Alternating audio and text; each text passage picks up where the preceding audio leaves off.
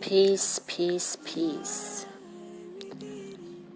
I trust that everyone who has tuned in, who's listening, who's watching, I trust that this message, this entire video, in fact, finds you in the best of health, wealth, and stability. So we're here today and we want to know when the threat of the coronavirus will come to an end. When will all of this clear up? Okay? That's what we're looking to reveal here with this prediction. And the initial card, what we're looking at is the Two of Pentacles. And then we have the Nine of Cups, followed by the Prince of Cups, and ending with the Four of Swords. So I pulled 4 cards today. And the Two of Pentacles, as you already know, is the significator or the most important card. It governs every other card in this particular deck. Alright? And the Two of Pentacles talks about weighing and measuring. And it deals with resources because we're dealing with pentacles. It also deals with maturation, growth, development. Seeing things for what they really are. Practicing conservation. Practicing preservation. It also speaks of changes that are taking place right now. So basically, what this energy is revealing to us is that it is ensuring us that basically what is taking place is one system is being absorbed by another system. The system that is doing the absorbing is the system, the new system that is going to bring us happiness and pleasure. So we have a lot of positive things to look forward to. Those of us who have lost, those of us who have suffered as a result of this shift. And with this shift came the coronavirus. And its purpose was to shake up the system, the current system that we have in place. And in the process of shaking up this current system that we have in place, everyone else was shaken up too. So this shift actually brought about a new awareness. And as I stated, it woke up a lot of people. It shook them out of their sleep. And now the way that we are starting to look at resources is more serious than before. We are starting to take things more serious, which means that we are starting to make better decisions when it comes to preserving energy and conserving wealth. We're starting to look at things differently, and we're starting to conserve. We're not throwing away as much. And as long as we continue to do that, we will continue to attract wealth to us. However, if we continue to throw away as we were doing before this shift took place, then we can expect to continue to lose. And in the process of us losing, we are going to be struggling to regain whatever it is that we lose, which puts us in a dangerous situation. Because at that point, it will call for us to cross boundaries, to break universal laws, and things of that nature, and we don't want that to happen. The main thing that this shift did was it challenged the system of belief that we currently, or that we had in place, or that we currently have in place, but it is now transforming. Okay, that's the difference. All right, so this entire epidemic or thing that took place, the shift that took place, it shook up the system, our systematic way of thinking, and it caused us to use our mind in a critical way. Okay, and that was the whole intent, to get us to think critically without crossing boundaries, which would cause us to incur losses. And everyone was affected. This was a global thing here. And everyone was affected by this coronavirus, either physically, materialistically, or as I stated, on an earthly level. Everyone lost something.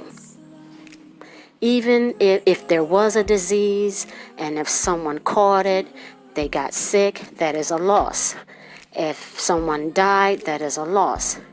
If someone lost resources, it was a loss, because when you think about it, right, the first thing that started to dwindle for some reason was the toilet paper. Okay, everyone was buying out the toilet paper, and they couldn't replace it, or they cannot replace it fast enough. So those are resources, and that puts people in a situation where they have to think critically. Okay, I don't have toilet paper. Am I going to go steal some toilet paper, or am I going to use my mind in a creative way, in such a way to where I can replace that? You understand? So again, as I stated, that's a critical situation right there, because now you're forced in a situation, you're put in a situation where you have to come up with a creative idea to replace whatever resource that was lost. Okay? So that's basically what happened, because some people are just so used to, or we are so used to things just being given to us, you know. And this is a programming thing here. This is a programming thing here that takes place. They give, and then they pull back when you least expect it. And then they watch to see how you're going to respond and how you're going to react to the situation. And that all depends on your belief system. Okay? How you cultivate your mentality. That determines whether or not, if you are going to manifest during this time, or if you are going to continue to incur losses. Because everyone is not going to benefit from these changes, unfortunately. Everyone is not going to benefit. Okay? This tower that is falling will benefit a lot of people, but a lot of people it will not benefit. Okay? These people will suffer more, and that is because they fail to think critically. They are impulsive. They are impulsive in their actions, or reactionaries. The thing is, everyone is being affected by this shift. It could be on a very large scale, to where lives are being lost, to a very small scale, to where things are breaking down in your house. Okay? It doesn't matter. Everyone will be affected by this threat that is among us right now. I personally have experienced issues that are directly related to this coronavirus, but not on a physical level, more so on a material level, where I was put in a situation where I had to figure out what I was going to do.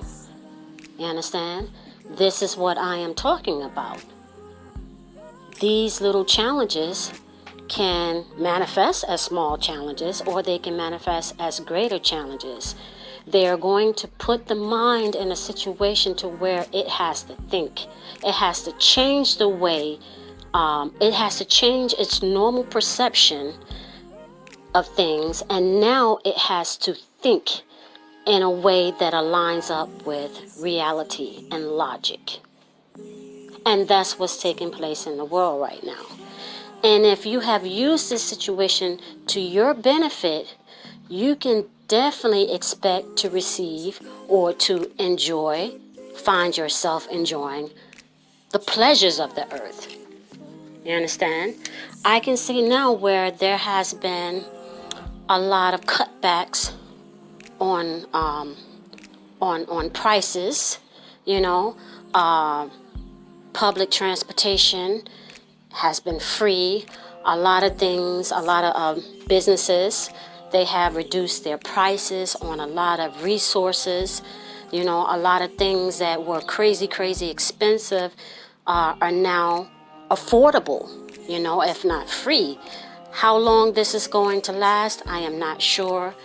But from what I see in the cards is, the advice that's being given is, don't get too comfortable.